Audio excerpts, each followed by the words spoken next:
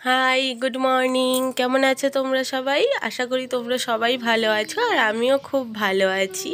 তো দুর্গাপূজায় কে কোথায় ঘুরতে গেলে আমাকে অবশ্যই জানিও। আর আমিও দুর্গাপূজায় ঘুরতে গেছিলাম সপ্তমীর দিনে। পুরো ভিডিওটা দেখতে থাকো, তাহলে বুঝতে পারবে। আজকে একটু আলাদা এক্সাইটমেন্ট আছে, কেন কি আজকে আমার বাবুর বাবা আসছে, মানে তোমাদের দাদা ভাই আসছে, সেই জন্য। কিন্তু বাইরে এসে দেখে বৃষ্টি হচ্ছে, তো আমি ভেবেছিলাম আজকে তো বৃষ্টিই হবে, ঠাকুর দেখতে বেরোতে পারবো না।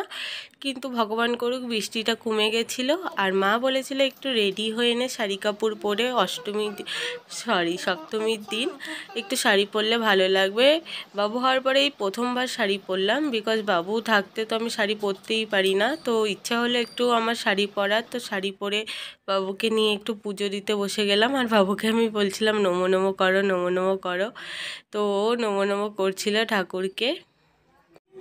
তো তার কিছুক্ষণ পরেই তো তোমাদের দাদাভাই এসে গেছিলো, আর বাবুর জন্য আজকে এই খেলনাটা নিয়ে এসে, এটা চাপ দিলে পুচপুচ করে আওয়াজ হয়, আর এই তো লাইট জ্বলে। আর বাবুকে ওটাই দেখাচ্ছিলাম, দেখো শোনা কত সুন্দর খেলনা। তারপরে খাওয়া দাওয়া করে সবাই শুয়ে পড়লো, বিকজ তোমার দাদাভাই তো দুদিন থেকে ঘুমায়নি, আসবে বলে। এদিকে সবাই ঘুমানো, আমারই ঘুম হচ্ছে না। ওদিকে দুর্গাপূজায় যাওয়ার এক্সাইটমেন্ট তো আছেই। তো এখনও সবাই ঘুমানো, লাস্টে অনেক কষ্টে ডেকে ডেকে উঠালাম। আর এদিকে দেখো আমার পাপাকে, দেখো একদম জেগে বসে রয়েছে, ও রেডি দুর্গাপুজোয় যাওয়ার জন্য। দেন আমরা রেডি হলাম, দুজন মিলে আজকে পুচকুকে নিয়ে যাব দুর্গাপুজোয়। আর সপ্তমীর দিন মা আর আমরা সবাই যাব। সপ্তমীর ব্লগও খুব তাড়াতাড়ি আপলোড হবে, তোমরা এই ব্লগটা দেখতে থাকো। এরপরেই সপ্তমীর ব্লগ দেবো, তোমরা অবশ্যই জানাবে ব্লগটা কেমন লাগে।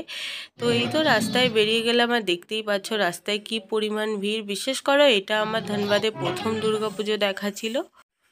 ফার্স্ট কিছু সিম্পল প্যান্ডেল দেখার পরে আমি বুঝতেই পারছিলাম না যে ধানবাদেও এত সুন্দর সুন্দর প্যান্ডেল হয়। মানে আমি বুঝতে পারছিলাম না কলকাতায় আছি না ধানবাদে আছি। খুব সুন্দর সুন্দর প্যান্ডেল করেছি। এখানে যে বিহারি লোকেরা আছে তারাও দুর্গাপুজোটাকে এমনভাবে সেলিব্রেট করেছে যেন মনে হচ্ছে সত্যি আমি কলকাতায় আছি। আর এই তো ভোগের প্রসাদ ছাড়া তো দুর্গাপুজো জমেই না। তো তোমার দাদাভাই আর আমি খেয়ে নিলাম, দেন চলে গেলাম আরেকটা প্যান্ডেল। আর এখানে দেখো দুর্গা মায়ের মুখটা কি মিষ্টি বানিয়েছে, আমি তো দেখতেইছিলাম। দেন চলে গেলাম আরেকটা প্যান্ডেলে। দেখো তোমাদের বলছিলাম না পুরো মাটির হাঁড়ি দিয়ে প্যান্ডেলটা বানানো। আর আমি দেখে অবাক হয়ে গেছিলাম যে এত সুন্দর করে ধানবাদেও পুজো হয়, বিকজ এসব তো কলকাতাতেই বেশি দেখা যায়। অথচ আমি ধানবাদে কখনো আসিনি, বাট আমার ঘুরে সত্যি খুব মজা লেগেছে। আমি মাঝে মাঝে ভুলেই যাচ্ছিলাম যে আমি ধানবাদে আছি। আর এখানে ঠাকুরটা জাস্ট দেখো কি অমায়িক সুন্দর বানিয়েছে, মানে মায়ের মুখের দিকে তাকিয়ে থাকতেই ইচ্ছা করে। দিন কষ্ট হয়ে গেছে অনেক হাঁটাচলা করে, বাবুকে একটু কোলে নিয়ে বসলাম, আর বাবুও আমার কোলের দিকে তাকিয়েছিল। তো আজকের মতো ভিডিওটা এইটুকুই, আবার নেক্সট পার্টে